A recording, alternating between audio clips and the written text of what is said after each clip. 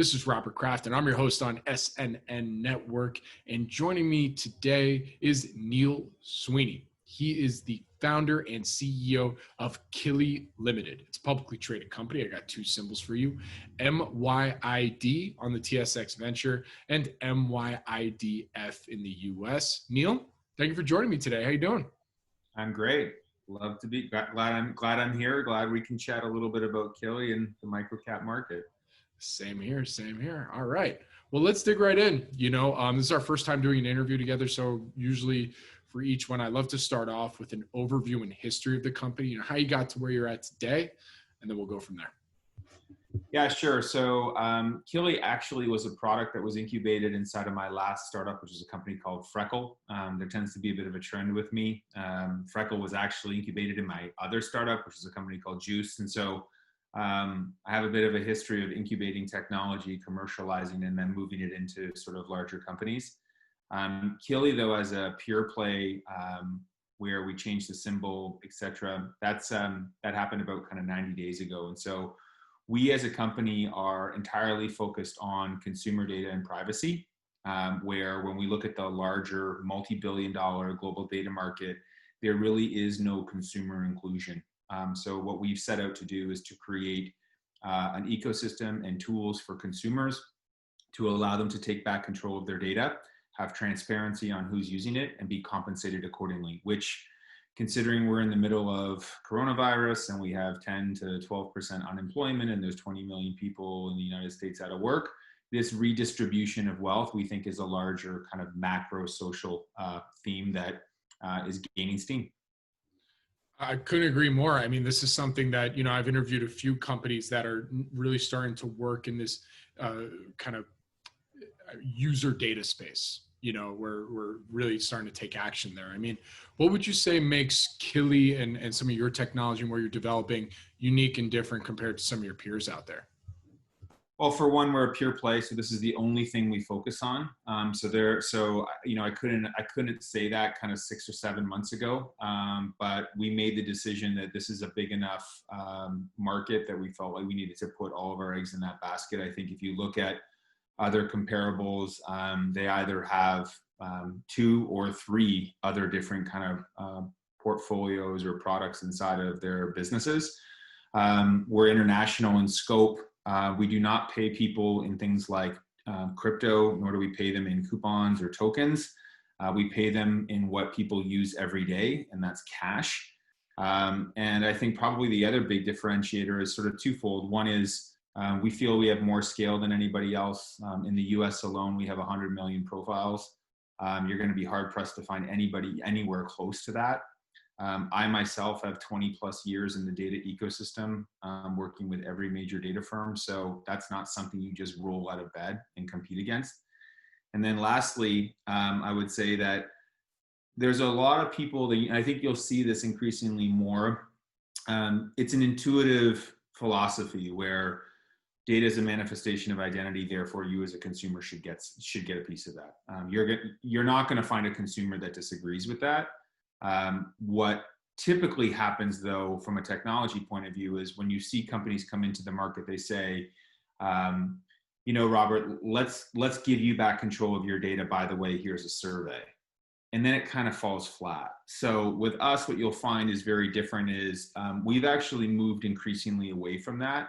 We refer to things like surveys and card-linked offers and things like that really as kind of active revenue, very difficult to scale because it puts a lot of pressure on consumers to consistently come into the product. We've actually trademarked data dividend, ethical data, and fair trade data. So that concept of universal basic income, which people like presidential candidate Andrew Yang and Governor Gavin Newsom often talk about, we're actually doing this. So we passively pay Americans in cash every week using the payment rail that we have. And that concept of scale plus passive accumulation / redistribution of wealth, we think kind of makes us the lead dog in this multi-billion-dollar market. No, you literally just hit on my next question, because I was really curious as to, it seems like more or less the technology is already there. So it seems like that moat has shrank, and it seems like the new moat for companies like Killi is now scalability and utilizing that network effect. Am I hitting on the right point there? Yeah. So anybody that looks at this thesis or what we're trying to do, you're going to have kind of two buckets of skeptics. The first is going to say, great idea, how do you scale? That's the first one. And then the other skeptic on the other side of the equation is the consumer, which is great idea, how much money can I make, right? So kind of you've got to deal with both of these buckets if you want to get consumer adoption. I think the big thing for us that has been a really unique driver that's allowed us to scale has been sort of twofold, and I kind of refer to the front door and the back door. The front door, simplistically, is that you as a consumer can come to Killi.io online through an application, et cetera, sign up for an account and begin to link various different modules that will allow you to take back control and be compensated. So that's the front door. The back door is really kind of a consequence of what we've seen around this move around privacy. So most people are aware of things like the Privacy Act, which came out in Europe. Fewer people, most Americans, are aware of this concept of the California Consumer Privacy Act. And it's a really important piece because, I mean, clearly I'm biased, but I think this movement towards privacy, consumer control of data, or consumer inclusion in the data ecosystem is one of the largest kind of themes that you'll see. And if you look at kind of the top news stories today, the 4 CEOs of the big tech firms in front of Congress, TikTok / Microsoft, COVID tracing / surveillance. This has nothing to do with China. It has nothing to do with TikTok. It has everything to do with consumer data and privacy. And so there's this underlying drumbeat that is driving all of these stories. So, we think that this trend is definitely going to continue. Why I bring that up is that a lot of firms that have operated in the data space do not have a consumer interaction in the same way that a Facebook would or a BBC would, where there's a one-to-one communication between you as the consumer and them as the publisher. There's what's referred to as a data broker. A data broker is a headless entity that contains a lot of data. This is where we think that the problem is with privacy. There is no way for these individuals to communicate to the consumers whose data that they have.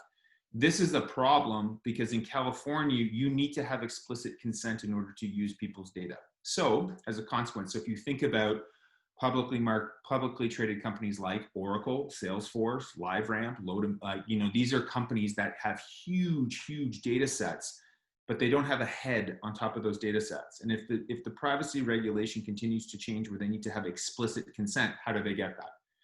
They come to companies like us, where we are consumer focused, and we're working with these firms to basically create the consent string on top of a data set that they haven't had. That's been a very big move for us. It's allowed us to scale very, very fast. And so that's kind of the backdoor part that I kind of mentioned. That's pretty interesting. I mean, that's almost like an enterprise option for what you guys are building right now. Yeah, I'd love to tell you that this was like this massive brainwave that we kind of planned and came up with, but it was. Come on, just take credit. Let's go. It's fine. Yeah, we were all over that. But it was really sort of this a consequence of what we built into the product, and not to kind of bore everybody with sort of the minutia here, but inside of the product, there's a couple of very important pieces. One, you have the equivalent of a banking record, so you can see anybody who's used your data and the value of that data. So P&G bought my location data for 25 cents, as an example. You as a consumer, though, also have the tools to turn on and off any various different pieces of data that you want. I do not want to share gender. I do want to share age. I don't want to share location. I do want to share a credit card. That opt in and opt out on an individual variable level is IP.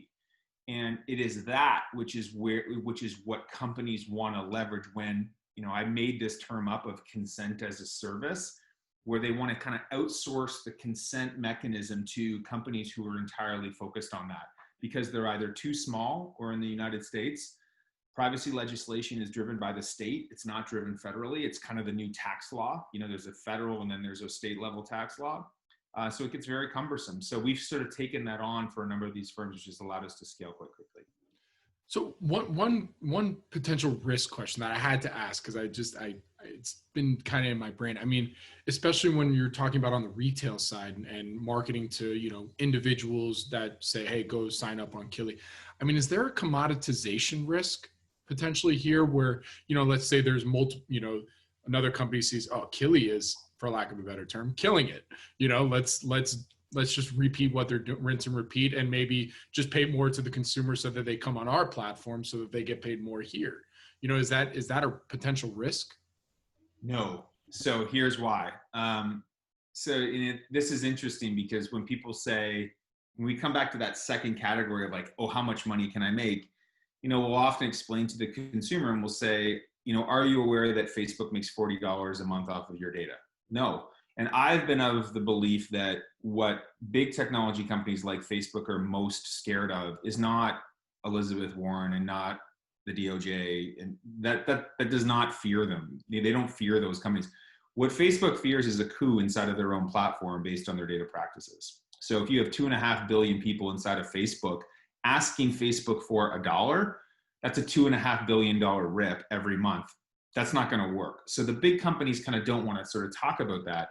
But in response to your comment about commoditization, the misconception of consumers is, first of all, your data is already being sold. It's being sold by hundreds of firms, and it's already commoditized. So if I asked you, if we played a little game of like a little quiz here, and I asked you, Robert, I love it. Let's go. All right. Okay, so if I asked you, would you allow me to track you persistently for 30 straight days using your mobile phone? Yes or no? Let's say, for argument's sake, yes, sure. For the record, most people say no, but let's for this. Oh, really? Oh, for this, we'll say yes. Yeah, for this, we'll say yes. And I said, okay, cool. Great. I'm now going to track your phone. I'm going to get probably about 300 to 500 location pings a day from your phone. What do you think would be fair compensation for that data? What do you think? I don't even know. I couldn't even give an answer. So this is like a sociological experiment, but when you ask people, they'll say, I want $20. Some people will say, I want $5. Some people will say, I want $1. The going rate for location data in the market to track you persistently is less than 1 penny per month. Now, here's the rub. So this is sort of the thesis. If you think about, if you're looking for disruption, I'm a curious guy. That's why I'm a serial entrepreneur. And when things don't make sense, I scratch at them. And having been in this data market for a long time, what I find intriguing is, okay, hang on a second. If no consumer would be willing to, if the majority of consumers would not be willing to share location data, and I'm just using location as kind of one subset, and those that do share would only be willing to do so at minimum $1, and the going rate is less than a penny, this is gonna blow up. And when you add in the privacy compliance and regulation from the top, which is forcing the consent, that's in a roundabout way requiring those companies who are buying location at a penny to literally ask the consumer if they're willing to do it. And the answer is going to be no, or you got to give me more money. So there's this massive sort of disruption that is happening inside of the market, and it's sort of manifesting in a variety of different ways, like what's going on with Apple, what's going on with the loss of the third-party tracking cookie from Google. These are all things that are really being driven by privacy and really about kind of consumer inclusion. So why I don't think that commoditization is really going to happen is for consumers is one, there will be kind of 1, 2, or maybe 3 of these big players in the market. They will not be the big technology companies. It will be an independent, hopefully us. And if you can make the most amount of money by obviously linking accounts and et cetera, you don't really have an incentive to kind of take that same data and send it somewhere else. It just doesn't really there's not really an incentive to do that. So I think for the short term, it's about, you need scale in order to sell data. You need ubiquitous distribution in order to sell data, and then you need demand. All 3 of those are really important. You cannot have 2 out of 3. You have to have 3 out of 3. And those are not trivial things to do. show me a company that's got 100 million users in the United States, ubiquitous distribution into all of the global data buying platforms, and relationships with every Fortune 500 brand and or agency. The answer is one. It's us. So that's kind of how we look at it. All right, Neil. I feel like we could go on for forever with this because it's a fascinating topic. I mean, and it's very, very much in the early innings. I think I would argue it's still in the top of the first, maybe with one out. I mean, so a little baseball reference. You're based in Toronto, so you follow the Blue Jays, right? So we're good this year, unfortunately, but yeah, I'm here. All right, good. So my next question, coming back to Killi, the business itself, what would you say then? I mean, you've kind of alluded to this already, more or less, in our interview, but what would you then say, at least specifically, are the main value catalysts for the company for the rest of this year going into 2021? Yeah, so for the rest of this year, I think what you can kind of keep an eye on is these announcements around around account accretion. I think as the market starts to kind of understand that their scale, so if the skeptics are always worried about scale, that box has been fundamentally checked. So kind of monitoring that, going from where we were, most people in this ecosystem have maybe a few 100,000 kind of records. If the next kind of person has, a couple million and you have 100 million, that's the big one. So track that.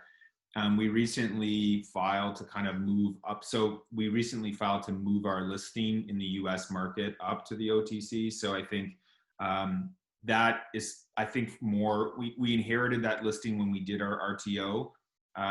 I think it's also sort of, we want to demonstrate to people that, look, we have 100 million people in the US. We are a global data firm and we are serious about kind of what we're trying to do in the capital markets. I think that will draw kind of more attention, more volume to what we're doing.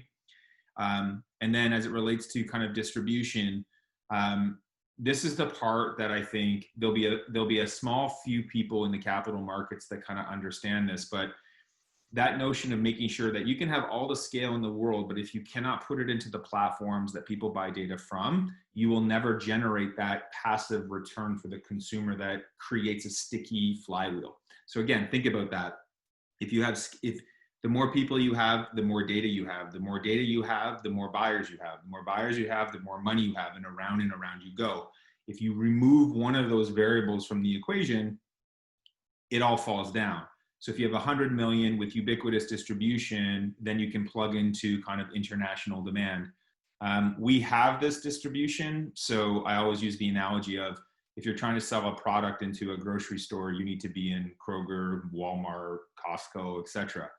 The same thing happens as it relates to data. There are half a dozen of these big data platforms that act as the watering holes for basically every single data buyer in the world. We are the only company in the world that is providing consumer data or consumer included data inside of those platforms. So we think that as people begin to kind of understand that and those things get increasingly more pronounced and announced, that will be a real driver. And ultimately what that does, it drives revenue. And what revenue drives, it drives redistribution to consumers. So what we think is sort of interesting about what we're doing with the individual consumers is nothing bad happens when you give consumers more money. That's the reality. So if you made $1 this month and $2 the next month, and in order for you to make the $2, it was passive, like a universal basic income or like a dividend, then why would you drop out of the product and forego future revenue? The answer is you won't. And some people might say, $2 is not enough for me, but $2 is 100% more than what you received the last month, and it continues to increase. Every single person in the world is using some sort of loyalty card, coupon, points card. This is no real difference. The difference is that it's cash. Well, with that, Neil, where can my audience go and find everything they need to know about Killi? Killi.io, KILLI.io. You can find it online and in either the Google Play and or Apple stores. Well, Neil, thank you so much for joining me today. I really do appreciate it. Good luck, stay safe, and I look forward to our next update. Thanks so much. You too.